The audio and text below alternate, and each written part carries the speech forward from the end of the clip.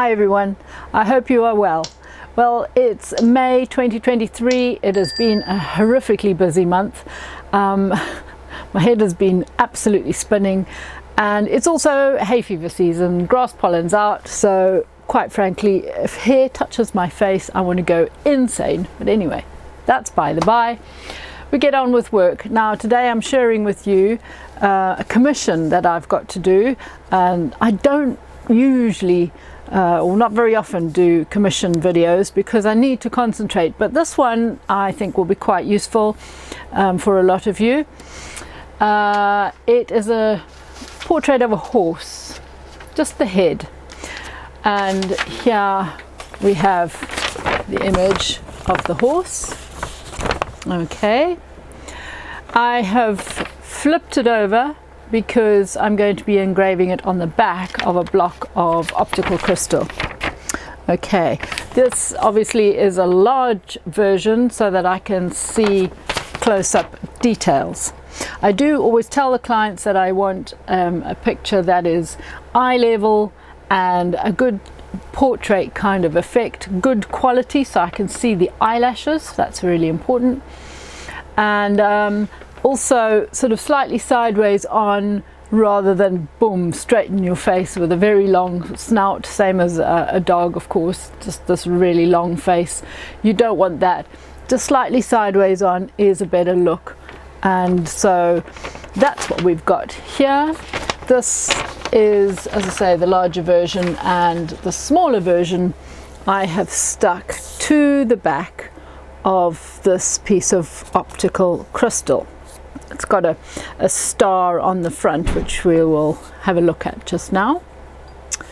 I've kind of put it slightly off center. I'm going to be, I think, pretty sure, including a little bit of the stable, just because it just gives it that hint of finish. Okay, it would have been nice if it was a slimmer block. Without the star, I might have put the horse on the back and then the stable effects on the front, and but in this case it's slightly sloped, it's very thick, and it's just a bit different. So I'm doing all the hand engraving on the back, so the whole scene is on the back. Right, so in place is this little horse. I have already used carbon paper to mark the main features, which I'll show you in a moment. And this is what I have used. It's good old carbon paper from what I can remember the old typewriting days, but you can still get it obviously because it is useful. Okay, I would have just got it online in the usual sort of bog standard places. Black carbon paper, pencil carbon I think they can call it as well, and that is quite useful. So you can see I've taped this so that it stays stuck nicely, and there you can see with the carbon underneath I've gone over it, and we've got the very basic detail of it on the front. So now you can see the star and then the horse.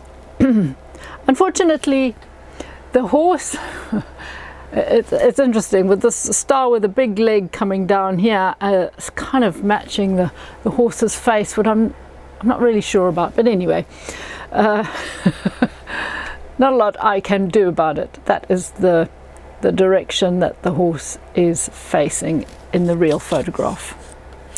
What I have used for the marking with onto the carbon paper, onto the glass with the carbon paper, is one of these, and this is a dotting pen, and basically it has double ends. If you look for dotting pens on the internet, you'll come up with all sorts of things like this. They are for nail art, where the nail artist will dip it into nail varnish and put little dots on your nails. But very useful for transferring through carbon paper. And there was another way I could have done it. I could have taken my waxy pencil, and I could have scribbled on the back of the image and then put that down and just trace the basics over, getting a white drawing, and that would have been fine, and that does away with the whole carbon layer. But it's just easier, whichever way is easy actually. And the carbon is really, really thin, so it's not like it's a very, very thick layer. As I say, these come in various sizes, these little dots, and so I've gone for a really small one, and that just traces nicely. It's virtually like a ballpoint pen that's run out of ink. You can use those as well, and just gone over the very, very basics. Okay, so that is where I am at, and that will be nice. When I'm finished, I will be putting the name, I will be sandblasting the name, so obviously you can hand engrave the name, but the name Floyd will be going on the front face, lower down somewhere. Not sure whether I'll do it in the middle or slightly to the side. Haven't decided yet, but we shall see. Well, I think that's all I need to tell you, and so without further ado, let's get on with it. So the first thing that we need to do is remove the piece of paper. You can see the horse underneath relatively clearly. There were a couple of areas that had faded a little bit. Now you'll see a little bit better there. On the face, I'd smudged them, but I can still see them. I've added a piece of white paper behind so that we can see the marks a little bit clearer. I'm going to don my little mask and of course my headband magnifier, and as you can see, my favorite is Optivisor. This is not sponsored, I just happen to have used this for many years.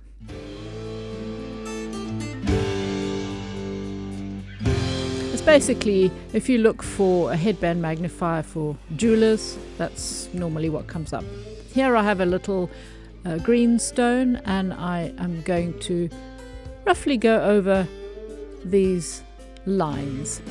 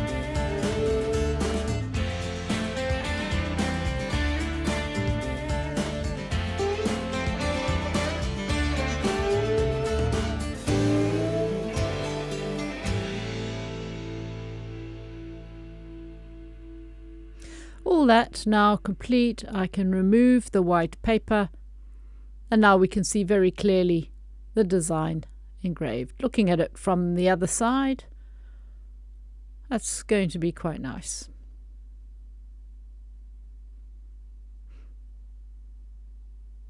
Interestingly, as I mentioned, that had it been a slimmer piece of glass, I would have put the horse on the back and the stable on the front.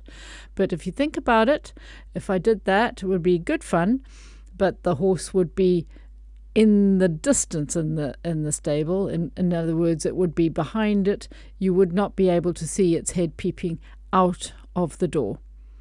It would still be really effective. I had missed that tiny little piece on the inside, so I've just added that in quickly.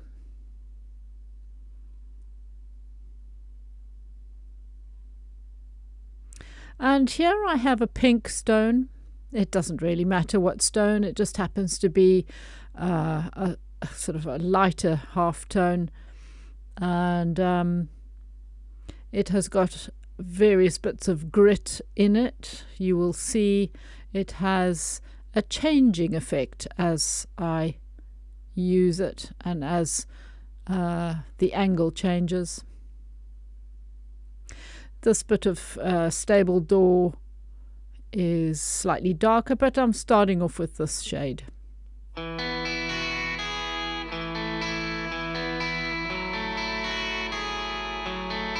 Now you can probably see already that the tone has changed, it's softer.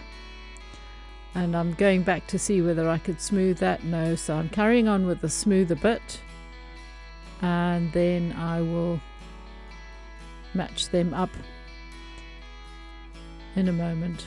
But you know, I often talk about that. I talk about the stone changing, and usually it starts off, you know, you might want it a softer tone, and then find that the bits of grit come along. Well, this is done it the other way around. You have the bits of grit and then it suddenly went softer.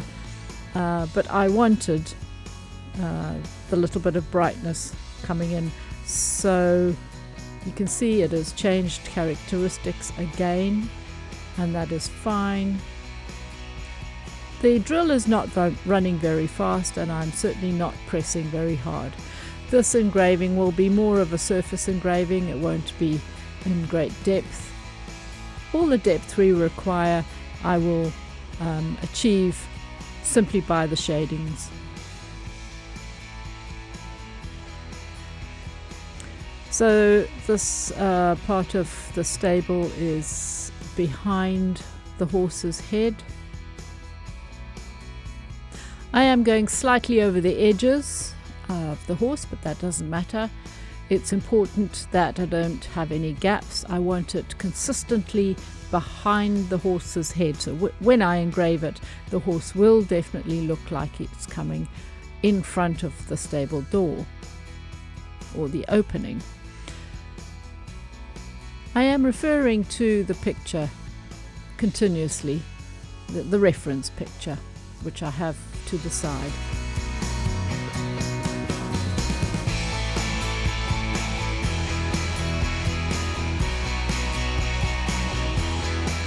This little area of door I will be much later on, possibly in another video, just getting it absolutely up to scratch, but the whole idea at the moment is just generally getting the shadings in and all the positionings, because ultimately this part of the door is in front of the horse. So you will find that when I do engrave the horse, the bottom of the horse, it will overlap this door slightly, for the same reason I have done the background behind the horse's head. And then of course right at the end I will bring the door a little bit more forward by going over the upper edge of it again. It is a slightly wonky door, that's why it's not straight.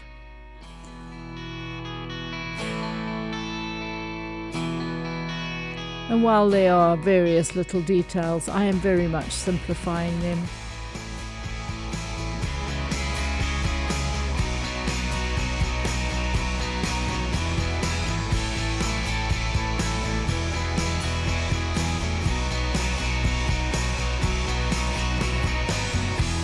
Here I have a little rubber. It's a rubber disc, simply because it's quite efficient in doing a straight line, though I'm not sticking rigidly to the straight line at the moment. Just a bit of shading going on.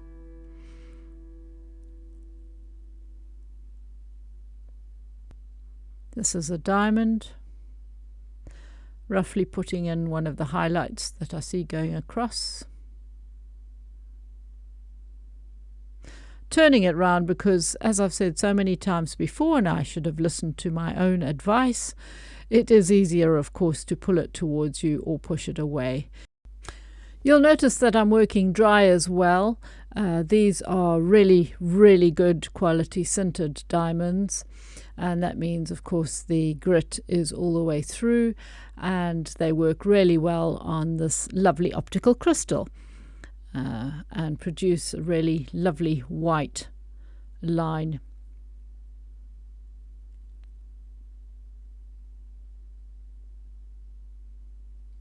Here I have a pretty abrasive rubber, which I'm just softening some of the areas.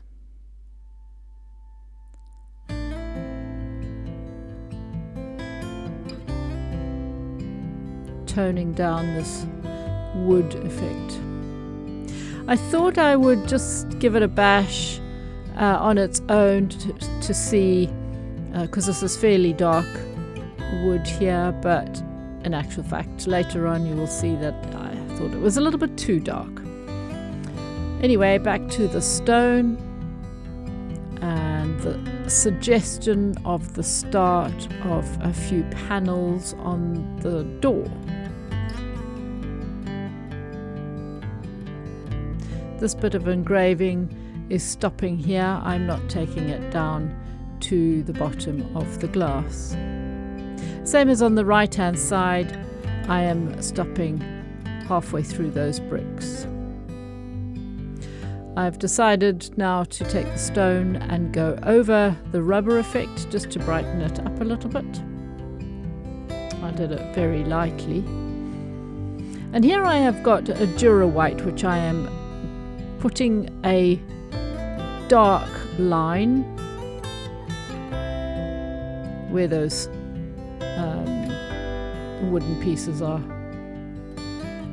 Looking through the other side, just double checking that I'm happy with the whole scene.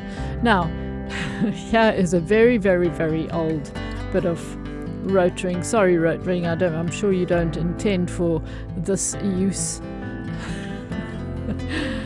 I've put some white tack underneath it because I want to use it as a ruler.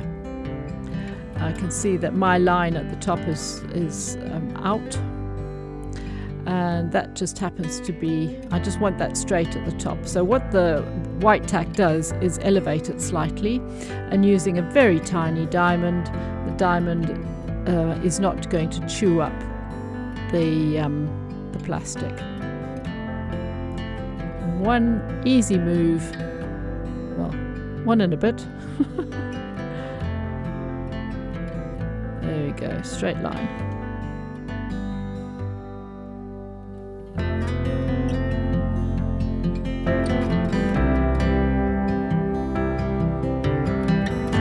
Here I've got a Dura white, and I'm gently and carefully going along that edge, just filling it in.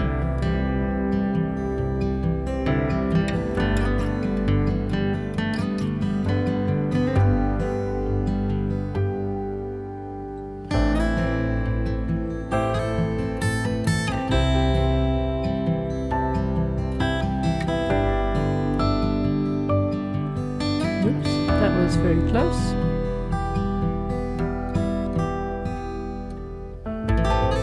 Now where I've got that bit of cloth hanging over the edge, not a good idea. Best to shove it out the way because it can get caught up in the drill. Right, there we go. That looks a bit better.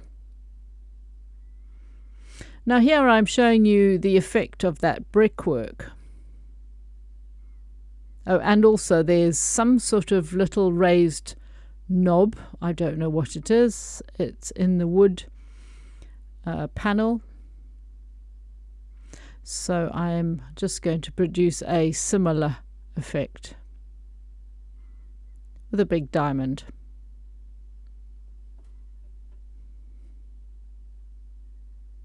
I'm not going very, very deep. I'm just slightly deeper.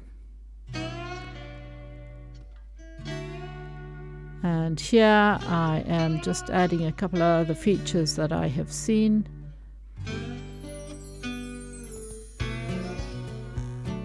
This is a Dura white.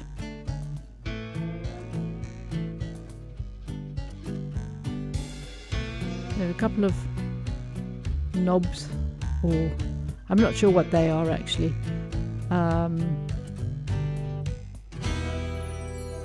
But they're little round dots.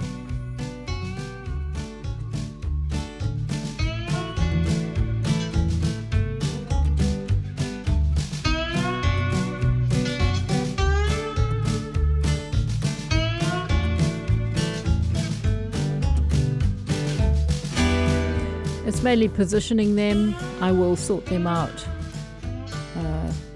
possibly in the next video to make them look a little bit more realistic. And this is a funny little thing. You can see it in the image below. I'm not sure what it is, how far out it protrudes, but it's just to give that effect that something is there. And the people who own the horse and know the stable will know exactly what it is. Now, I have decided this dark area is not quite right, so I'm going over it again with the stone.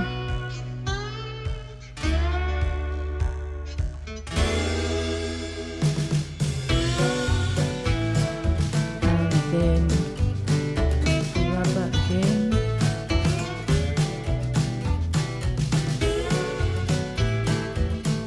Just achieving the right tone is what I'm after at the moment.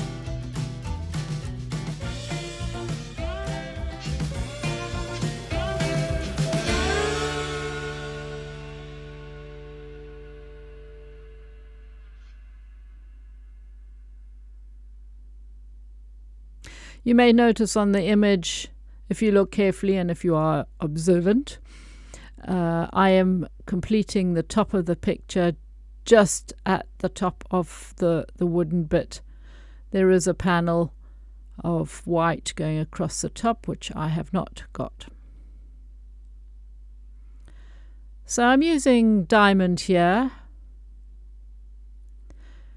These bricks, or whatever they are, they sort of got a smoother edge to them, and then the little bits in the middle are have got quite a protruding texture.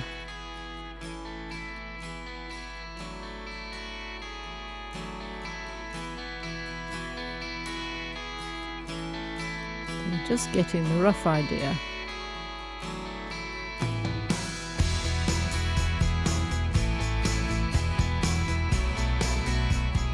Here I'm showing you what they're like, and I'm going to attempt to achieve something similar using water. I am pressing deep on and off, so shallow, deep, and squiggling about, because it really doesn't matter. You're just getting a texture of some description.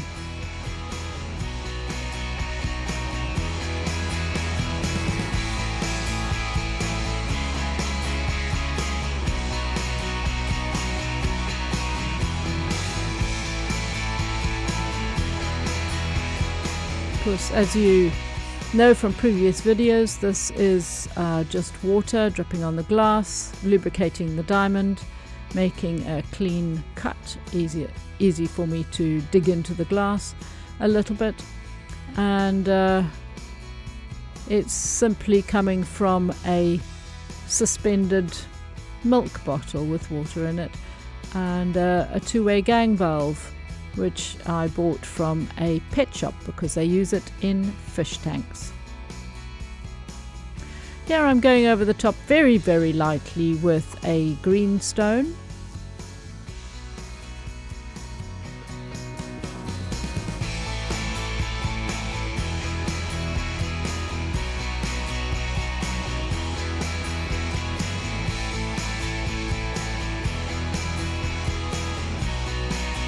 And basically just making sure there's no clear bits. You can see the texture is there. And using that abrasive rubber again, I am adding a bit of shading to the underside, and this is giving the impression at the bottom of the brick that it's slightly sticking out and the sun is coming down on the top of it. And then there's little bits of shadow where the texture is.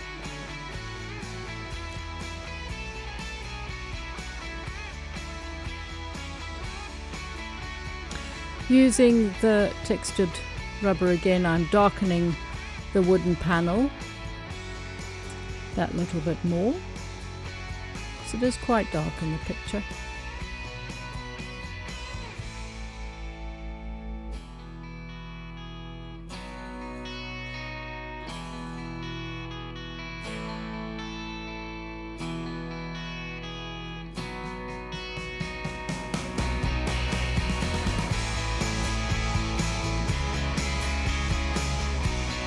Having a look.